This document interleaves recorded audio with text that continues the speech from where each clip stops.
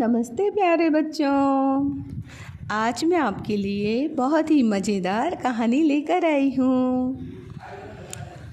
तो शुरू करते हैं हम आज की कहानी, भोलू का भाग्य। तो सुनो, किसी गांव में एक जुलाहा रहता था। उसके एक ही लड़का था जिसे प्रेम से सब भोलू कहा करते थे। वह माता पिता का दुलारा था। उम्र बढ़ने के साथ साथ जुलाहे को अपने इकलौते लड़के के विवाह की चिंता सताने लगी। उसकी पत्नी भी चाहती थी कि घर में जल्दी से जल्दी बहू आ जाए। इसलिए उसने एक दिन अपने पति से कहा, आप चाहें इस कान से सुने, चाहे उस कान से, अब मेरे शरीर में काम करने की ताकत नहीं है। जल्दी से जल्दी लड़के का विवाह कर दीजिए। पति ने पत्नी की मजबूरी समझकर लड़के का विवाह कर दिया, लेकिन वह बहुत दिनों तक जीवित नहीं रह सका और लड़के का गौना कराए बगैर ही उसकी मृत्यु हो गई। अब माँ और बेटा अकेले ही रह गए।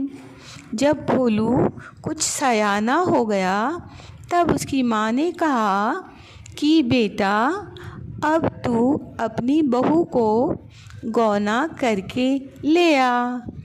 एक दिन भोलू की ससुराल की ओर से आ रहे एक आदमी से पता चला कि भोलू के ससुर बहुत ज़्यादा बीमार हैं। भोलू की माँ ने उसे समझाया, बेटा, बहू को लाने जाओ, चाहे नहीं, लेकिन ससुर की कुशल क्षेम पूछने के लिए तुम्हें ससुराल अवश्य जाना चाहिए। मैं रात में कलेवा तैयार कर दूंगी, तुम सुबह ससुराल को चल देना। भोलू तो ठहरा भोंदू। वह माँ से बोला, माँ, मैं तो कभी रिश्ते नाते में गया ही नहीं और ना ही मैंने अपनी ससुराल का रास्ता ही देखा है। कहाँ रुकूंगा, किससे पूछूंगा, मुझे कुछ भी तो अंदाज़ा नहीं है। माँ ने कहा, तेरी ससुराल का रास्ता सीधा है, किसी के पूछने की भी आवश्यकता नहीं है। नाक की सीध में चला जाएगा तो भी शाम तक पहुँच ही जाएगा। हाँ, अगर कहीं दिन रास्ते में ही ख़त्म हो जाए तो रात में नहीं चलना, जहाँ सूर्यास्त हो जाए वहीं पर रुक जाना। माँ ने भोलू को अनेक प्रकार से समझाया। बड़ी मुश्किल से भोलू ससुराल जाने को तैयार हुआ। सुबह उठकर भोलू अपनी यात्रा की तैयारी में जुट गया। नई और सफ़ेद झक धोती पहनी, बालों में तेल डाला, लाठी लेकर और नुकीली जूतियाँ पहनकर भोलू ससुराल की ओर चल पड़ा। दिन भर चलते चलते वह थक गया, लेकिन उसकी ससुराल का गांव उसे नहीं मिला। राहगीरों से वह पूछता तो वे उसे धीरज बंधाते हुए कहते कि अब तक वह गांव ज़्यादा दूर नहीं रहा है। थोड़ी दूर चलने पर भोलू को एक गांव दिखाई दिया। उसने एक चरवाहे से पूछा, यह कौन सा गांव है? चरवाहे ने कहा, आमा खेड़ी। आमा खेड़ी का नाम सुनते ही भोलू प्रसन्न हो गया। यही गांव उसका ससुराल का गांव था। गांव के नज़दीक के खेतों में कुछ गधे चर रहे थे। भोलू के मन में विचार आया कि ससुराल पहुंचने के पहले कुछ हंसी मजाक भी कर ली जाए। सो उन सभी गधों को देवी माता की मड़िया मंदिर के अंदर कर दिया और मड़िया के दरवाजे बंद कर दिए। गांव के भीतर पहुंचते पहुंचते सूर्यास्त हो गया था। उसको अपनी माँ का कथन याद आ गया और वह वहीं एक घर के पिछवाड़े बने चबूतरे पर विश्राम करने लगा। संयोग ऐसा हुआ कि भोलू जिस घर के पीछे रुका था वह उसकी ससुराल ही था। रात्रि में घर की सभी बातें पिछवाड़े के चबूतरे पर सुनाई दे रही थी।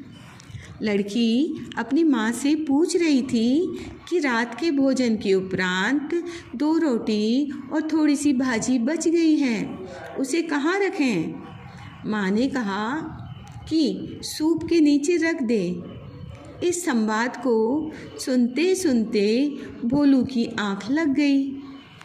दूसरे दिन सुबह जल्दी उठकर भोलू ने हाथ मुंह धोया, पान खाया, बालों पर कंघी की और सज संवर कर घर के अंदर दाखिल हुआ। दामाद को देखकर सास और ससुर बहुत खुश हुए। ससुर ने अपनी बीमारी का हाल सुनाया। उसका बड़ा सत्कार किया गया। भोलू को देखने के लिए आस पड़ोस के लोग भी इकट्ठे हो गए। कुशल क्षेम की बातें होने लगी। भोलू भूखा था और उससे खाने पीने के बारे में कोई पूछ ही नहीं रहा था, इसलिए उसने ही बात छेड़ी और अपनी सास से कहा, मुझे पता है कि आपके यहाँ रात में क्या भोजन बना था। सास ने उत्सुकता से पूछा कि बताओ क्या बना था। भोलू ने कहा, कल रात आपके यहाँ भाजी रोटी तैयार हुई थी और खाने पीने के बाद 2 रोटी और थोड़ी सी भाजी भी बच गई थी। कहिए ये सच है या नहीं? सास ने कहा, 16 आना सच है। आस पड़ोस के जितने भी लोग वहाँ उपस्थित थे सबको भोलू की बात सुनकर आश्चर्य हुआ और उन्होंने समझ लिया कि पाहुन जान पाड़े मतलब ज्योतिषी हैं। ज्योतिष का उसे अच्छा ज्ञान है। अब गांव में ये बात आग की तरह फैल गई कि नया दामाद बहुत गुणवान है, उसका ज्योतिष बहुत अच्छा है, वह खोई हुई चीज़ों का तत्काल पता बता देता है। इस खबर को पाते ही वह धोबी भी भोलू के पास अपने गधों का पता पूछने के लिए आया जो रात भर में गायब थे। धोबी ने निवेदन किया, मेरे 4 गधे शाम से ही गुम हो गए हैं। आप अपना सगुन विचार करके मेरे गधों का पता बता दीजिए। भोलू ने थोड़ी देर उंगलियों पर गिनती की और आंखें बंद करके धोबी से कहा, तुम्हारे गधे बंधन में हैं। पूर्व दिशा में गांव के बाहर देवी की मड़िया में वे बंद हैं। तुम यदि अभी जाओगे तो वे तुम्हें वहीं मिल जाएंगे। धोबी भोलू के कहे अनुसार गधा खोजने निकला तो उसे देवी की मड़िया में सभी गधे मिल गए। इस घटना से भोलू जमाई की प्रसिद्धि और बढ़ गई। वह भूत भविष्य और वर्तमान चुटकी बजाते ही बता देता है। उसी दिन संयोग हुआ कि नगर के राजा की लड़की का 9 लखा हार खो गया। राजा हार के विषय में बहुत चिंतित था। कुछ लोगों ने राजा से कहा कि 9 लखा हार का पता गांव के नए दामाद से पूछा जाए, क्योंकि वह अपने ज्योतिषी के बल पर खोई हुई चीज़ों का पता बता देता है।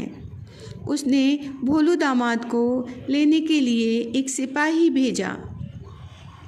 भोलू आराम से चबूतरे पर बैठा सुस्ता रहा था।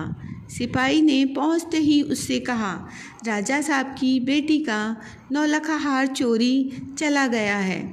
तुम्हें अपने ज्योतिष से उस हार का पता बताना है।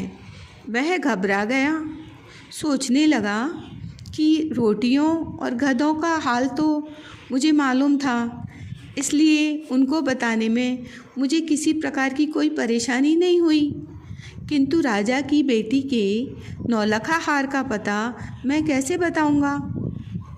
सिपाही ने देर होते देखकर कहा, जल्दी चलिए, अन्यथा राजा साहब नाराज हो जाएंगे। सिपाही के साथ वह राजा के दरबार में पहुंचा। राजा ने उसे सम्मानपूर्वक दरबार में बैठाया और बेटी के नौलखा हार के बारे में पूछा। भोलू ने उत्तर दिया, अभी शगुन विचारने का वक्त नहीं है। कल सुबह आपको मैं नौलखा हार का पूरा पता दे दूंगा। भोलू दरबार से ससुराल वापस पहुंचा। वह बहुत चिंतित था। चिंता के कारण वह रात में भोजन तक नहीं कर पाया। पलंग पर पड़े पड़े वह सोच रहा था कि यदि कल नौलखा हार का पता नहीं बता पाया तो राजा गर्दन कटवा देगा। आधी रात बीत चुकी थी। चिंता में डूबे डूबे वह नींद को बुलाते हुए गुनगुनाने लगा, आजा री निंदिया भोर खिंचेगी चमिया, आजा री निंदिया भोर खिंचेगी चमिया। पास में निंदिया नाम की एक नाइन भी रहती थी। वह राजा की बेटी को स्नान कराने जाती थी। जैसे ही उसने गांव के दामाद का गुनगुनाना सुना, वह डर के मारे पसीना पसीना हो गई। उसे मालूम ही था गांव का दामाद बहुत बड़ा ज्योतिषी है। उसने अंदाज़ा लगाया कि भोलू को यह पता लग गया है कि मैंने ही नौलखा हार चुराया है। कल राजा मेरी गर्दन कटवा देंगे। नाइन नहीं चाहती थी कि राजा को उसकी चोरी का पता चले, इसलिए वह भोलू दामाद के पास गई और गिड़गिड़ाने लगी, आप नौलखा हार राजा के चोर को पहचान गए हैं। आप मेरा नाम भी जानते हैं। मैं आपके पाँव पकड़ती हूँ। आप राजा से मेरी चोरी की बात नहीं कहना। वह हार चुराकर मैंने स्नान घर के पास पत्थर के नीचे छिपा दिया है। भोलू की जान में जान आई। उसने सोचा, चलो हार का पता तो चला। वह नाइन से बोला, तेरी शिकायत राजा से नहीं करूँगा, तू निश्चित होकर सो जा। नाइन ऐसा आश्वासन पाकर चली गई और वह भी निश्चिंत होकर सो गया। सवेरे राजा का सिपाही आ गया। उसने भोलू को शीघ्र राजा के पास चलने को कहा। भोलू ने अकड़कर उत्तर दिया, क्या मैं राजा का नौकर हूँ? तैयार तो हो लेने दो। उसने हाथ मुँह धोया, पान खाया और पूरी तरह सज संवर कर राजा के दरबार में पहुँचा। उसने पहुँचते ही राजा से कहा, राजा साहब, आपको आम खाना है कि पेड़ गिनने हैं? मैं चोरी का माल बताए देता हूँ, लेकिन यह नहीं बताऊँगा कि चोरी किसने की है। राजा ने उत्तर दिया, मुझे चोर से क्या लेना देना, मेरी बेटी का नौलखा हार मिल जाना चाहिए। भोलू ने आंखें बंद कर कर उंगलियों पर कुछ गिनती की और कहा, नौलखा हार स्नान घर के पत्थर के नीचे रखा हुआ है। किसी आदमी को भेजकर उसे निकलवा लिया जाए। सिपाही और राजा स्वयं गए और उन्होंने पत्थर हटवाया। पत्थर के नीचे सचमुच नौलखा हार रखा हुआ था। राजा बहुत प्रसन्न हुए। उन्होंने भोलू से कहा कि तुम हमारे नगर के दामाद हो तो हमारे भी दामाद हुए। राजा ने गांव की लड़की को राजभवन में बुलाया और उसे सुंदर रेशमी वस्त्र, सोने और चांदी के जेवर उपहार में दिए। डोली में बिठाकर भोलू के साथ उसकी बहू को विदाई दी गई। भोलू की माँ अपनी बहू को देखकर अति प्रसन्न हुई और उसने दोनों को आशीर्वाद दिया कि तुम दोनों सुखपूर्वक जीवन व्यतीत करो, दूधो ना हो पूतो फलो। हाँ तो बच्चों बताओ कैसी लगी आज की कहानी, मज़ा आया ना? तो आप मुझे कमेंट्स करके बताएं कि आपको आज की कहानी कैसी लगी। मैं हमेशा आपके लिए नई नई कहानियाँ लाती रहूँगी और आपको ऐसे ही सुनाती रहूँगी। ओके बच्चों, बाय बाय।